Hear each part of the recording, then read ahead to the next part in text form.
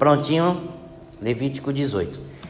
Levítico 18, gente, e Levítico 20, a gente vai ver só o 18, tá? O Levítico 18 e o Levítico 20 tratam das relações sexuais que são ilícitas aos olhos de Deus.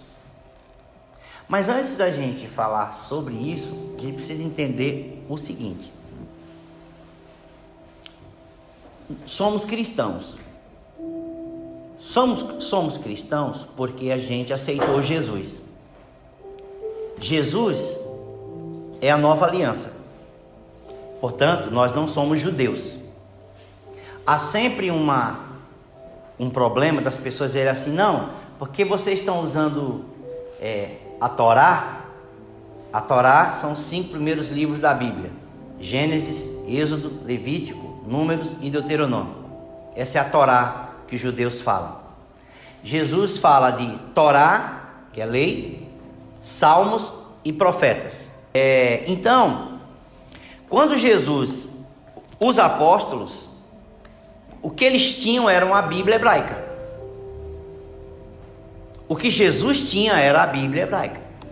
Isso é muito importante. Por quê? Porque nós temos 27 porções de textos no que a gente chama de Novo Testamento. Certo? De Mateus a Apocalipse são 27 itens. Livros, cartas, textos.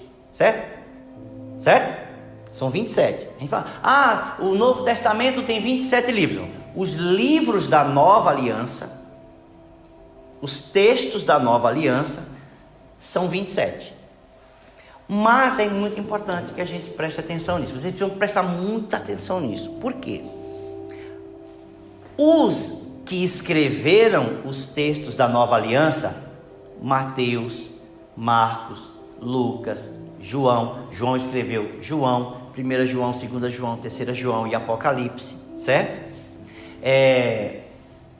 Paulo, o escritor de Hebreus, que a gente não sabe quem é, né? Eu tenho minha opinião própria para mim é Barnabé, né? Mas outros acham que é Apolo, eu acho que é Barnabé, eu não acho que é Paulo, né? Mas não importa, o escritor de Hebreus. Aí você tem Pedro, Judas e Tiago.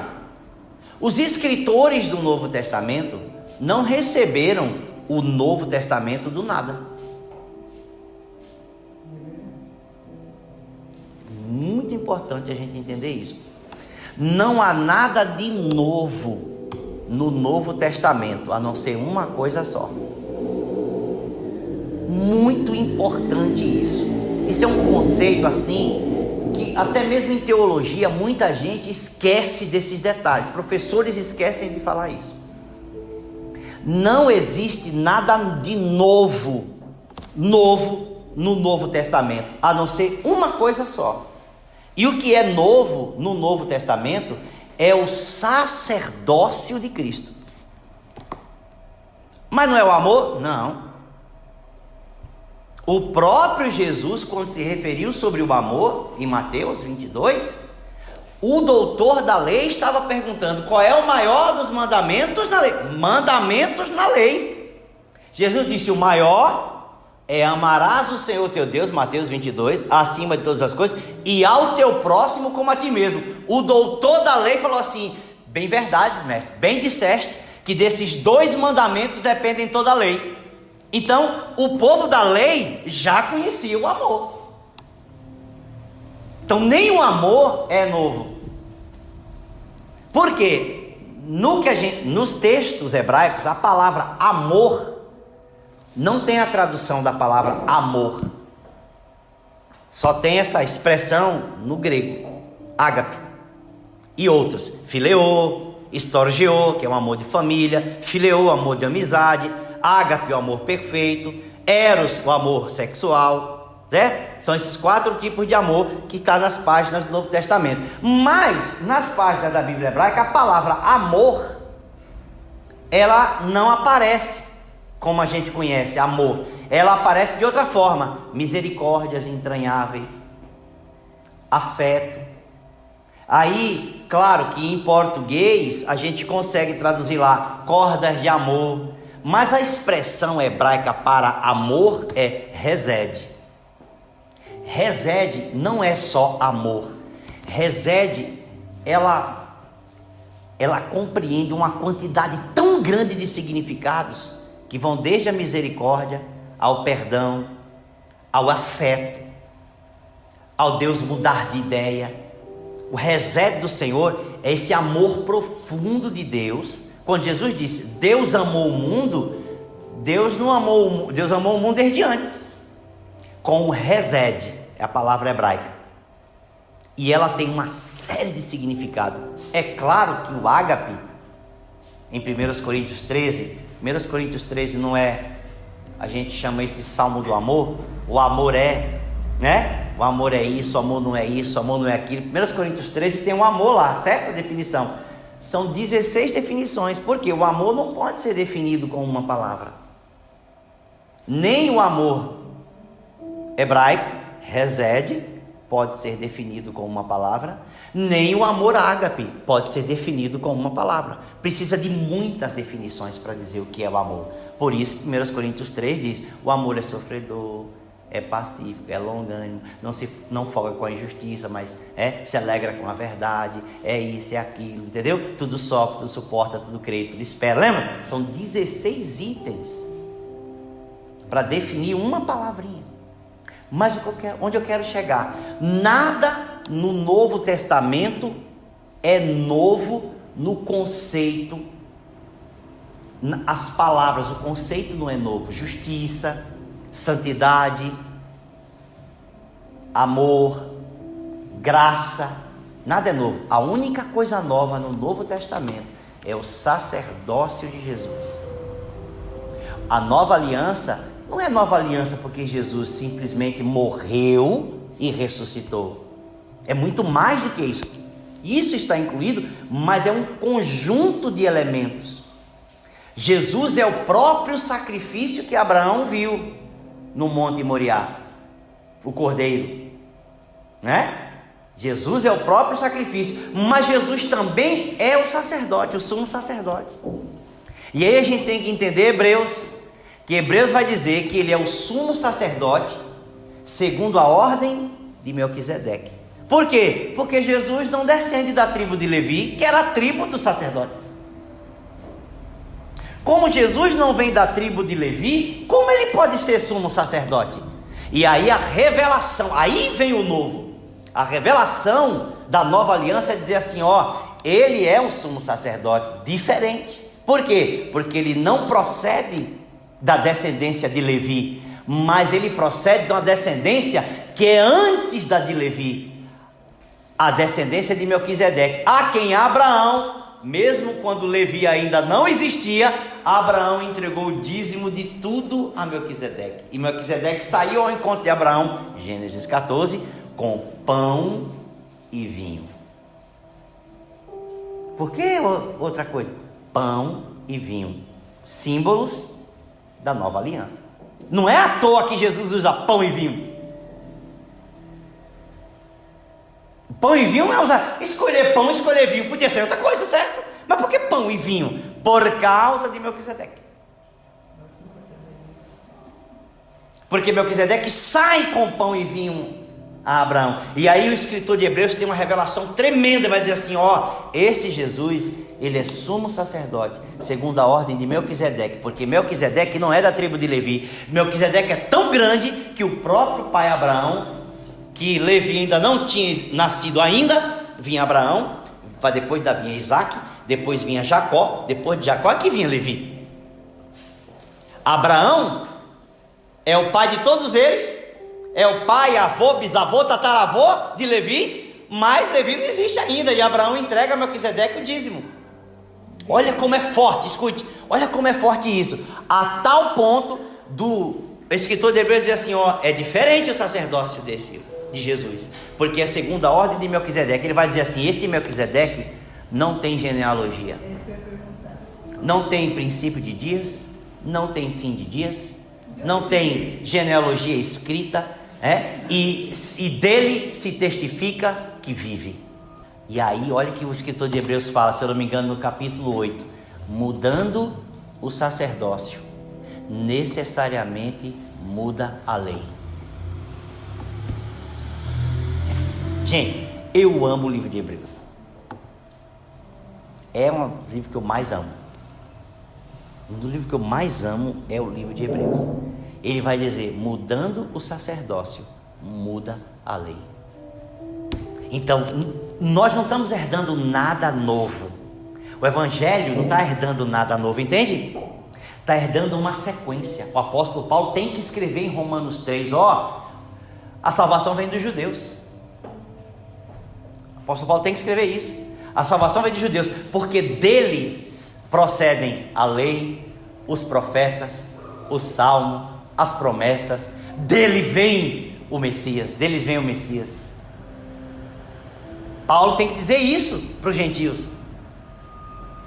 É por isso que no capítulo 11, Paulo vai dizer assim: os judeus por incredulidade foram arrancados da videira, e vocês, zambujeiro, oliveira brava, foram enxertados, contra a natureza de vocês foram enxertados na videira.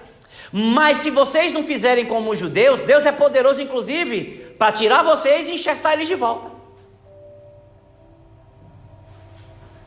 E aí Paulo faz uma pergunta que quase ninguém, eu nunca vi, pouquíssimas pessoas eu vi falar sobre isso, porque tem gente que não gosta de Israel. Em Romanos 11, Paulo pergunta assim: se a glória do mundo foi a queda dos gentios, foi a queda dos judeus, os judeus não terem acreditado em Cristo, foi a queda dos judeus, e a glória alcançou o mundo. Ele falou assim: se a queda deles é a glória do mundo, e a glória deles? Paulo pergunta: e a glória deles é o quê? Se eles fracassarem, o mundo recebeu a glória? E se esses homens se levantarem? O que acontece? Quase ninguém entende isso. Paulo está dizendo: Cristo só veio para os gentios porque os judeus rejeitaram. Mas e se os judeus tivessem aceito? Se a rejeição deles, o mundo recebeu a glória, e a aceitação deles seria o quê? Se não a ressurreição dentre os mortos. É o que Paulo diz. Gente, eu amo a Escritura. Eu sou apaixonado pela Escritura, pela Bíblia, porque as coisas são tão conectadas quando a gente entende, depois de tantos anos de ler, de meditar, não ficar lendo teologias, um monte de coisa. A gente percebe que as teologias falham em muitas coisas. A gente diz: não, mas não é isso que a Bíblia está falando. Por isso que o mais importante é a Bíblia, é a Escritura. O mais importante é a leitura da Escritura. O mais importante é o meditar na Escritura. Bom, mas fechando, nada no Novo Testamento é novo, a não ser o sacerdócio de Jesus. Entenderam até aqui? Entenderam? Sim ou não? É o sacerdócio dele. A única coisa nova é essa. O sacrifício dele só tem valor porque o sacerdócio é novo. A única coisa nova no universo é o sacerdócio de Jesus, segundo a ordem de Melquisedeque, não segundo Levi. Disso é que é novo. A única coisa nova que é introduzida no universo é isso. Agora preste muita atenção. Nada que nós recebemos aqui, nada que nós cristãos falamos é uma coisa que nós inventamos. As realidades já existiam. Por isso nós estamos em Levítico 18. Por quê? Porque o que está escrito aqui não é novo, não é velho. Eu sempre digo aqui na igreja, antigamente sempre falava assim: gente, Deus tendo falado uma vez, Deus não precisa se repetir. Por que nos escritos do Novo Testamento a gente não encontra uma série de regras, de ordens de ética e de moral, como a gente tem detalhado no que a gente chama de Antigo Testamento, porque Deus não precisa se repetir, porque Ele já falou, certo? Agora, quando Deus não repete certas coisas, a gente tem que ter a noção, aquilo pode ter validade ou pode não ter mais validade. Por exemplo, matar pessoas porque cometeram certo tipo de pecado. Mataram uma mulher e um casal que cometeu adultério. Era uma lei civil da época. No Novo Testamento isso não se repete. Por quê? Porque não é mais isso. Não tem mais validade, não é mais uma lei civil. Agora é uma ética moral, você não deve fazer isso. Por quê? Gente, por que mudou essa lei? Gente, porque a eternidade em Cristo é uma realidade, há condenação eterna. A pessoa pode não ser condenada aqui, pode não ser morta, apedrejada aqui, mas vai ser morta eternamente, que é o pior. Ele pode passar 100 anos adulterando aqui e passar a eternidade. Então não tem...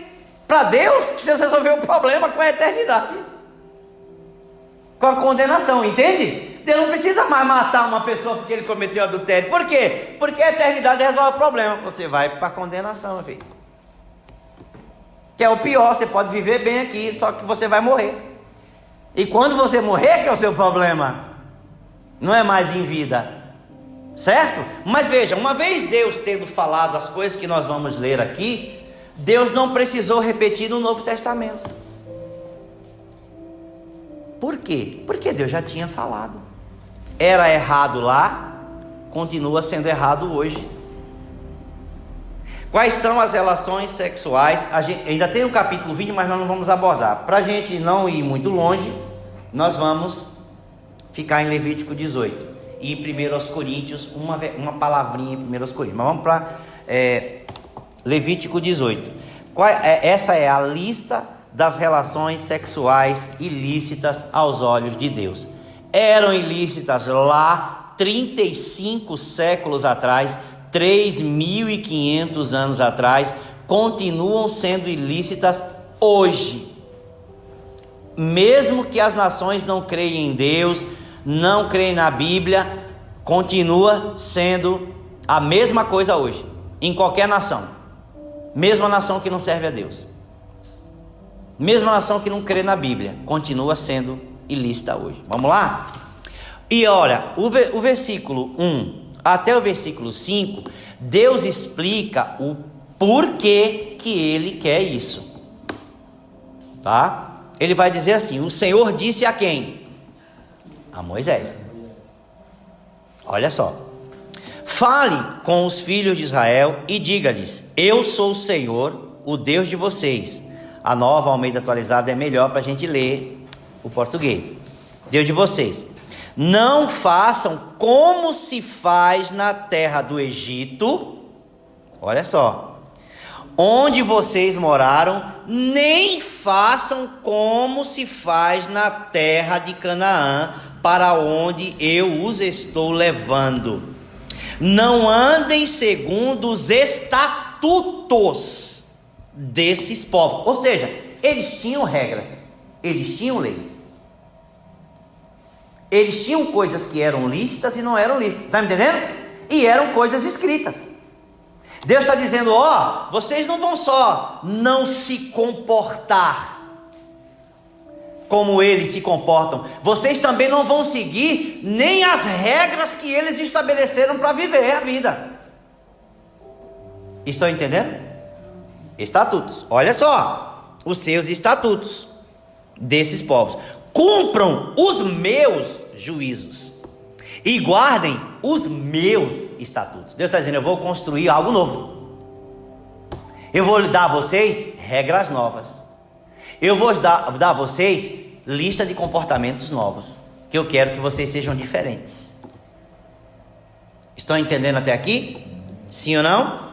Olha só, Deus continua. Esse é o primeiro bloquinho, né? Continua: não andem segundo os estatutos desses povos, cumpram os meus juízos e guardem os meus estatutos para andarem neles. Eu sou o Senhor, o Deus de vocês. Versículo 5: portanto, guardem os meus estatutos e os meus juízos, aquele que os cumprir, por eles viverá. Eu sou o Senhor. Nem ameaçou de morte, nem nada. Aqueles que o cumprir, por eles viverá. Ou seja, a vida de vocês serão baseada naquilo que eu escrever para vocês. Estão entendendo?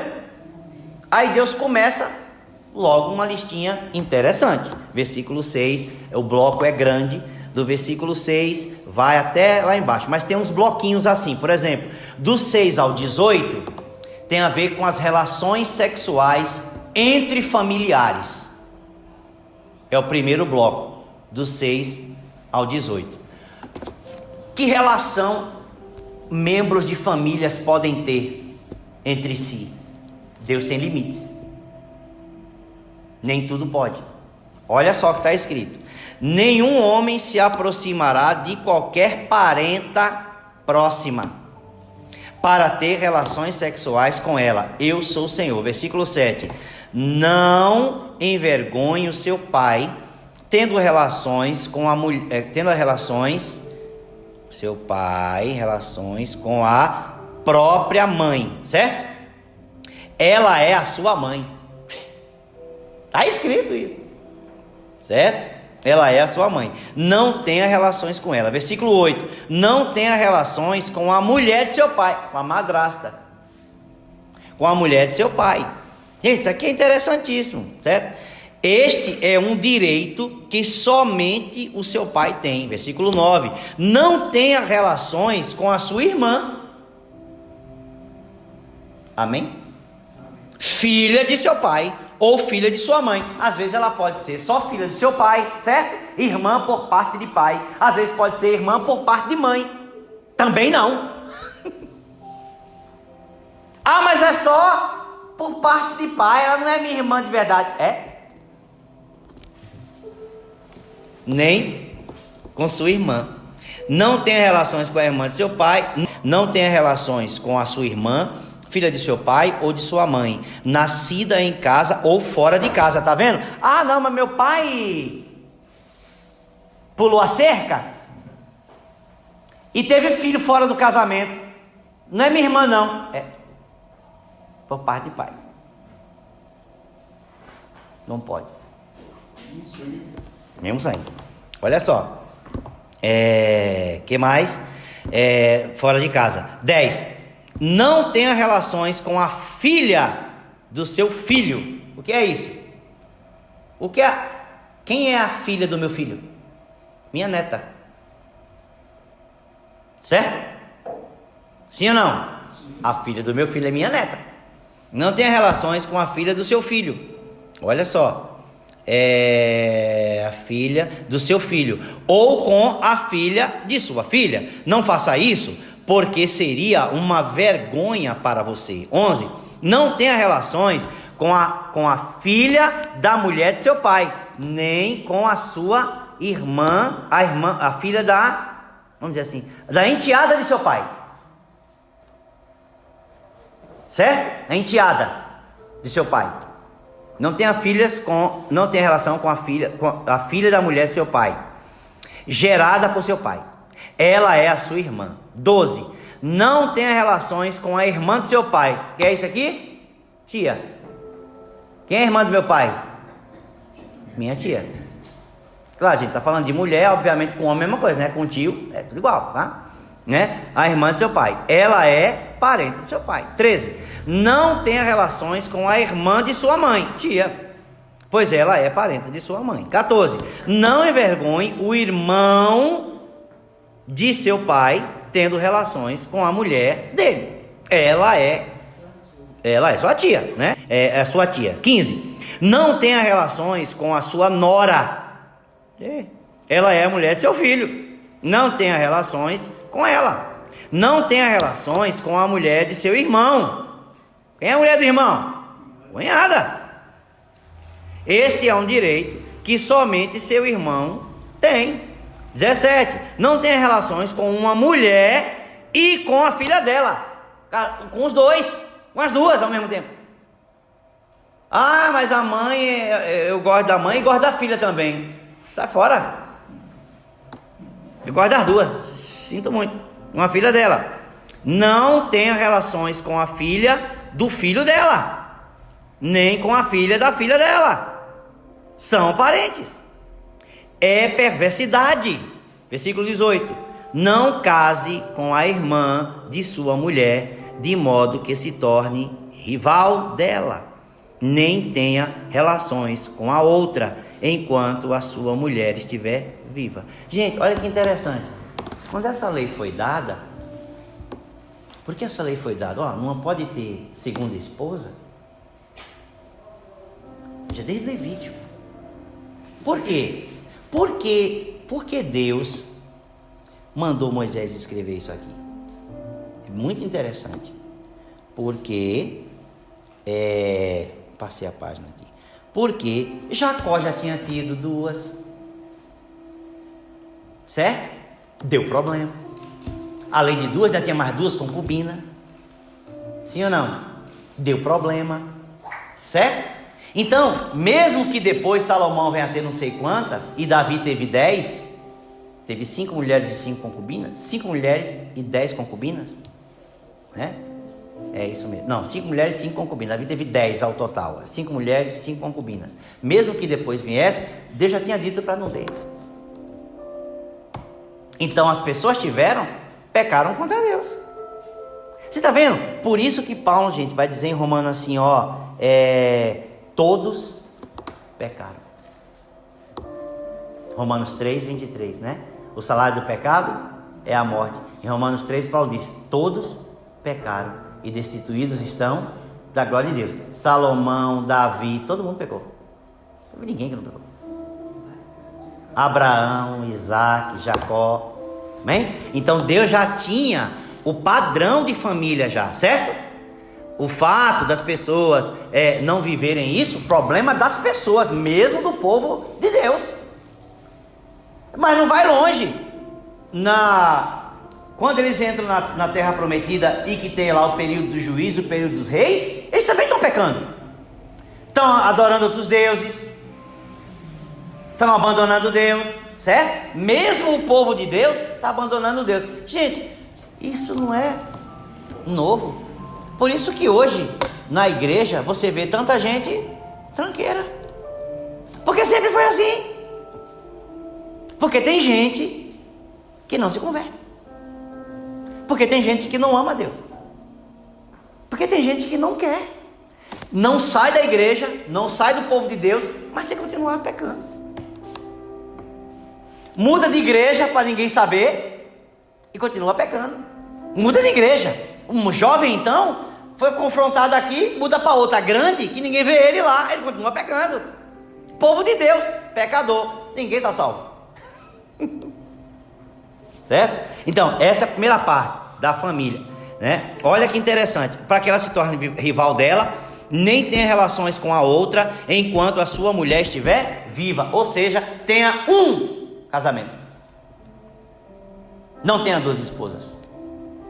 Certo? E se for uma situação como houve dos reis lá, que teve, Deus essa ideia, não tenha relações com a outra enquanto a primeira viver, é como que dizer assim, você foi obrigado a casar, como Jacó, né? Foi obrigado a casar, você nem devia ter relação com a outra, enquanto uma viver. Ninguém quer isso. Mas Deus já estabeleceu. Aí vem versículo 19. O versículo 19 é um item só, né? É uma questão simples.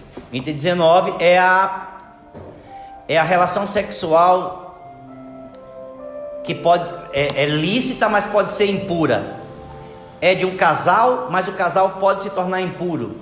Aí ele vai dizer no versículo 19: não se aproxime da mulher para ter relações com ela durante a sua menstruação. Pronto. Simples, curto e grosso. A mulher, o cara, não, mas o que é que tem? Tem, Deus acha isso puro. Qual é o problema? E qual é o problema esperar? Certo? Isso é para jovem? Para jovem, para velho, para todo mundo, gente. Não deve. Por quê? Porque é impureza. Versículo 21 é um bloquinho também. Não entregue. Do nada Deus solta uma dessa. No meio de relações sexuais ilícitas, Deus solta uma dessa. Versículo 21. Não entregue não entregue nenhum dos seus descendentes. Descendente é filho, neto, bisneto. Não entregue nenhum dos seus descendentes para que se dediquem a Moloque. Não profane o nome do seu Deus. Eu sou o Senhor. E Moloque continua recebendo criança até hoje, de uma forma ou de outra. É abusando sexualmente de criança, é prostituindo criança, sim ou não? É matando crianças no ventre. Esse Moloque recebe gente até hoje. Esse é um ser que continua ainda em atuação, com tudo quanto é nome, pedofilia e tudo mais. Versículo 22. Não se deite. Aqui a homoafetividade. Gente, aonde é que esse texto tem a ver com o templo, com deuses? Deus começa a dizer em Deuteronômio 18 assim, não andem de acordo com o comportamento das pessoas do Egito, da terra de Canaã, nem das leis que eles fizeram, do estatuto que eles fizeram. Tem nada a ver com o templo, não tem nada a ver com nada, com deuses, nada. Deus não está falando nada. Aí Deus vem e solta uma dessa. Tem nada a ver com, não, isso aqui era no templo, isso aqui é porque a pessoa vendia o corpo. Nada a ver. Versículo 22 é curto, grosso, seco, não tem nada mais. Deus simplesmente diz assim: não se deite com outro homem para ter relações com ele como se fosse mulher, é abominação. Pronto, curto, grosso, seco. É verdade que estão fazendo Bíblia, que estão querendo essa. Então, abominação. Versículo 23. Nem tenha relações com animal, zoofilia. Nem tenha relações com animal para se contaminar com ele. E também a mulher não se porá diante de um animal para juntar-se com ele. É confusão. Curto e grosso, não tem nada de templo.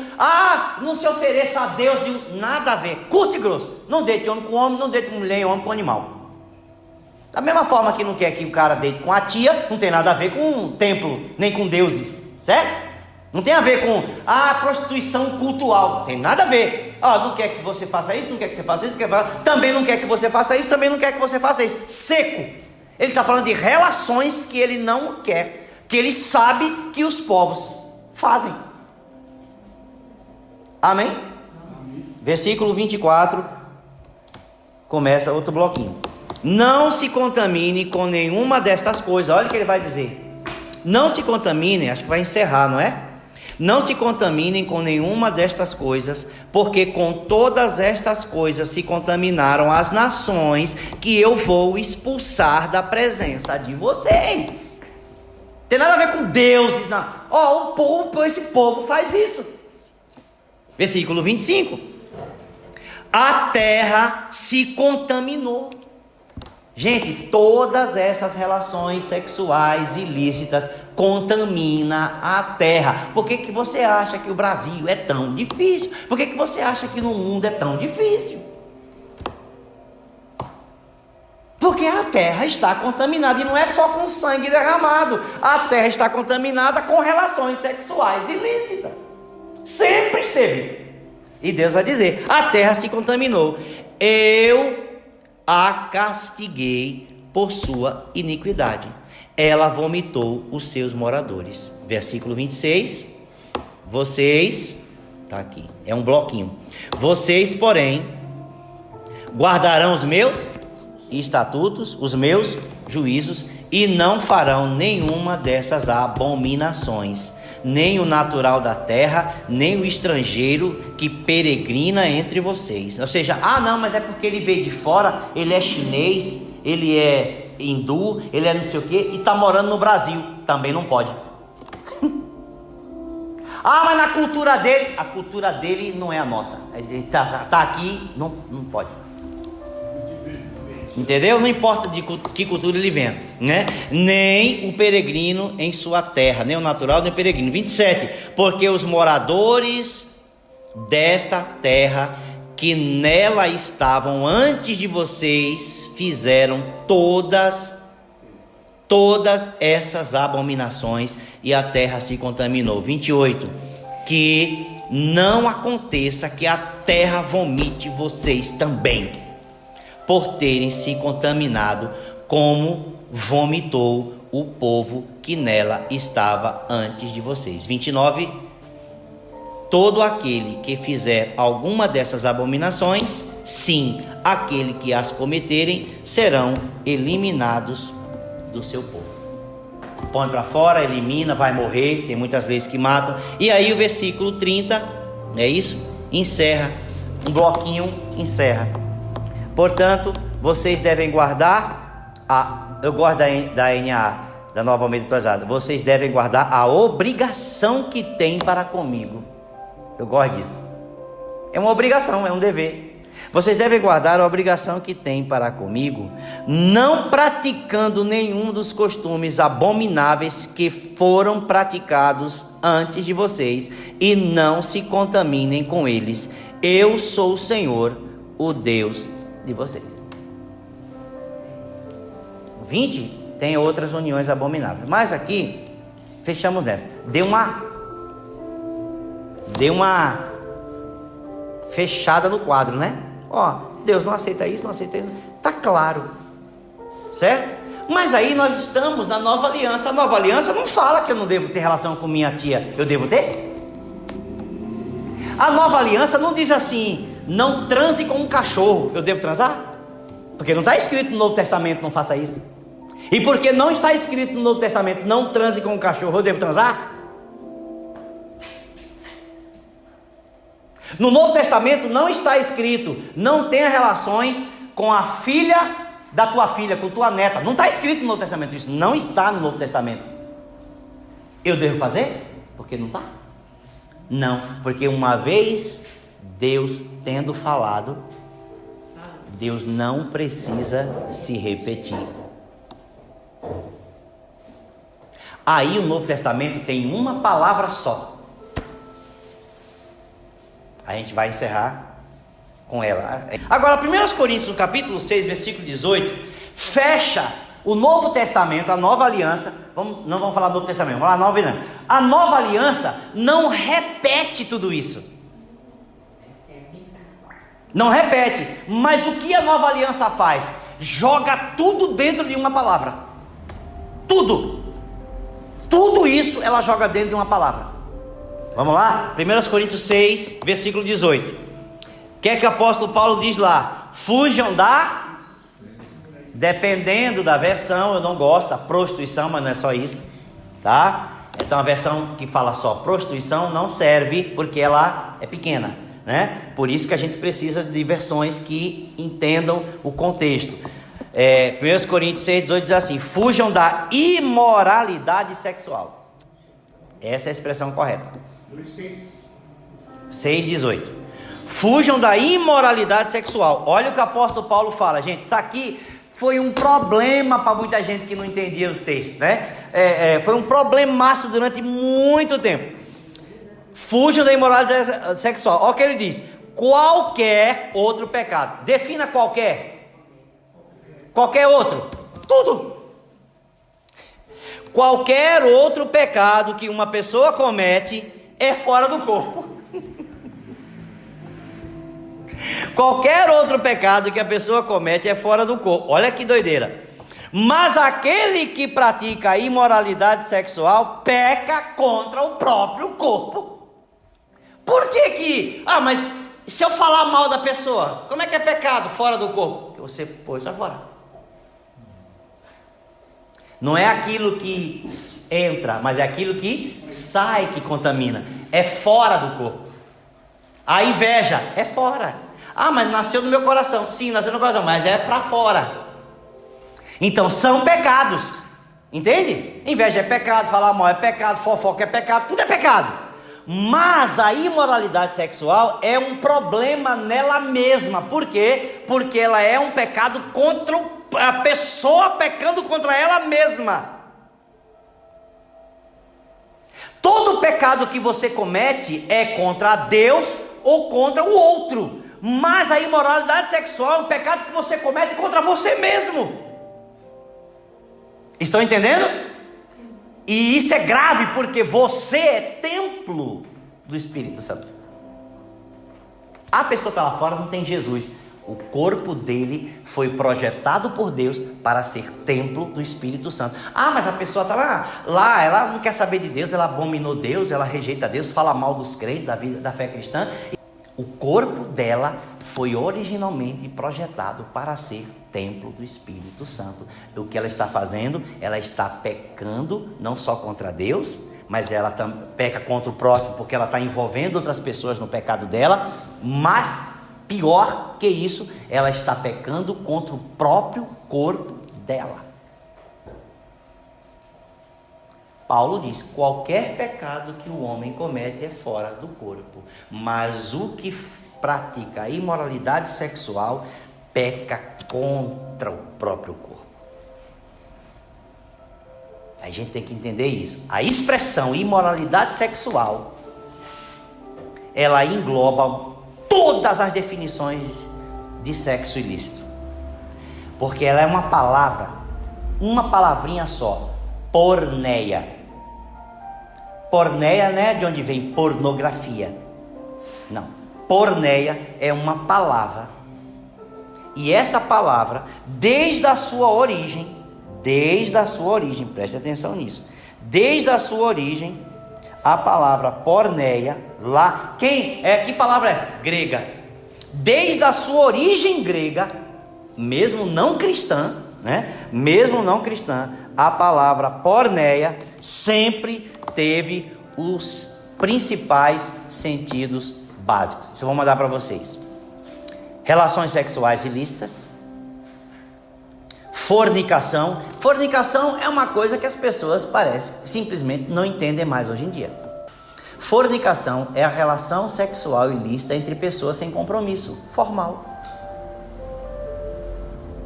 Em outras palavras, solteiros. É na fornicação que entra, é na palavra fornicação que entra a ideia do sexo fora do casamento. Ah, mas diz na Bíblia que sexo, a expressão assim, todo sexo fora do casamento é pecado. Me dá isso aí: fornicação. Então, se eu sou solteiro, eu não estou numa relação comprometida com uma pessoa.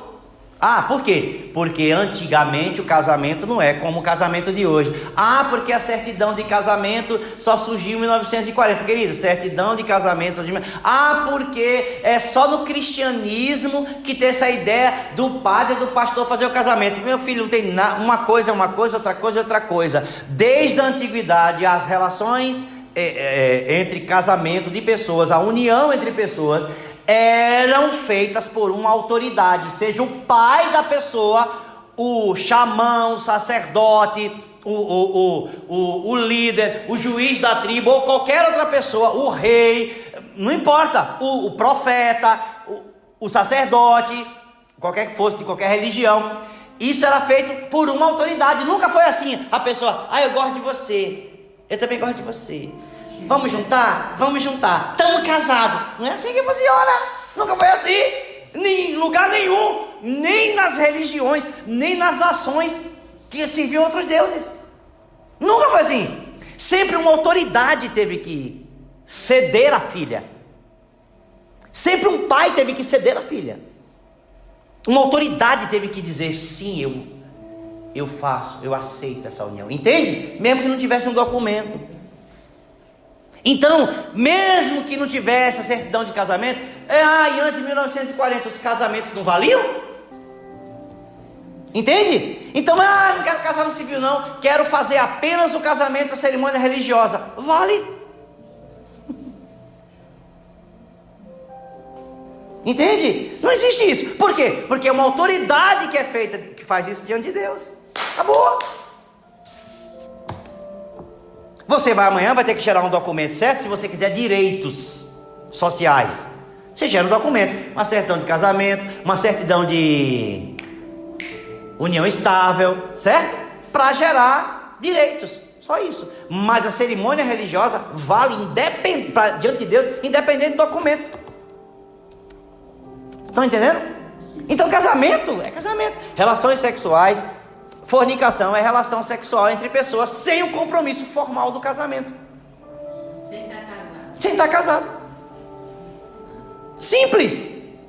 Aí porneia, relações sexuais ilícitas, fornicação, adultério. Uma coisa interessante, mas o jovem é solteiro, a moça é solteira e teve relação sexual com o homem casado. O homem adulterou e ela fornicou. Ela não adulterou porque ela não é casada. Entende? Ele adulterou porque é casado e ela fornicou porque é solteira. Simples assim, certo? Fornicação, adultério, incesto é porneia. Que mais? Outras práticas sexuais consideradas contrárias à vontade de Deus, né? Muitos estudiosos observam que porneia ainda vai mais ainda. Lá no primeiro século, no século I, na época de Jesus, na época dos apóstolos, na época dos romanos, o que é que todo mundo entendia que era porneia? Eles entendiam porneia como incesto, como adultério, como homossexualidade, como bestialidade, que é o sexo com animais, que é a zoofilia, chamada de bestialidade, né? E outras relações sexuais proibidas. Eles entendiam assim, desde lá, desde Romanos 1, eles entendiam assim. Os romanos, os gregos, o povo, a época de Jesus, o povo entendia porneia assim. E isso era a relação sexual proibida, certo? Então, em 1 Coríntios 6, a conexão de 1 Coríntios 6 com a ideia do Levítico 18, Levítico 20 é perfeitamente, é uma conexão perfeita. Por quê? Nós herdamos conceitos, a gente não criou nada. A fé cristã não criou nada de novo, os conceitos já existiam, nós herdamos os conceitos. Entendem? Não criamos nada. A única coisa nova criada é o sacerdócio de Jesus, segundo a ordem de Melquisedeque. Por isso, o sacrifício é outro, o sacrifício é perfeito, a relação de Deus com o ser humano muda por causa de Jesus, por causa do sacerdócio. Só isso que é novo, o resto não é nada novo. Os conceitos já existiam desde Gênesis. O que é que 1 Coríntios 6, para a gente encerrar, nos dá a entender, ser 18, com relações, com porneia? Todo tipo de relação sexual ilícita está englobado na palavra porneia. Portanto, tudo que você lê em Êxodo 18, Levítico 18, Levítico 20, Deuteronômio, toda relação sexual fora do padrão de Deus está dentro de uma palavrinha na nova aliança: porneia, porque ela engloba tudo.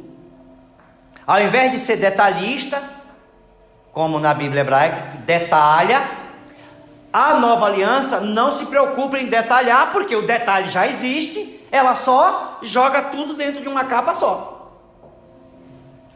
Eu quero saber o que é porneia. Vá ler Levítico 18, vá ler Levítico 20. Certo? O que significa isso? Para encerrar, o corpo pertence ao Senhor. 1 Coríntios, no capítulo 6, no versículo 13, vai dar a entender isso. O corpo pertence ao Senhor. Versículo 15: o cristão está unido com Cristo. Versículo 16: a união sexual cria uma só carne. Por isso que é grave para Deus. Número 4, a porneia viola o propósito santo do corpo, né? Versículo 18 a 20 de 1 Coríntios 6. Quando Paulo diz: quem pratica a porneia, né, peca contra o seu próprio corpo, ele não está afirmando que os demais pecados não afetam o corpo. Seu ponto é que o pecado sexual envolve o próprio corpo de maneira singular, pois o corpo foi criado para ser instrumento de comunhão com Deus e, no casamento, de união exclusiva entre marido e mulher. É por isso que dizemos isso. Por isso, gente, que só a bênção de Deus é para o casal, para a família. Serão os dois uma só carne. O que Deus uniu, não separe o homem. Por que Deus só abençoa a união de casamento? Porque Deus não abençoa a união de duas pessoas que se encontraram na rua e resolveram morar junto? Porque não tem união formal. Porque não tem compromisso. Porque não tem o padrão de Deus. Mas é assim. Gente, a vida com Deus é uma maravilha. É uma bênção.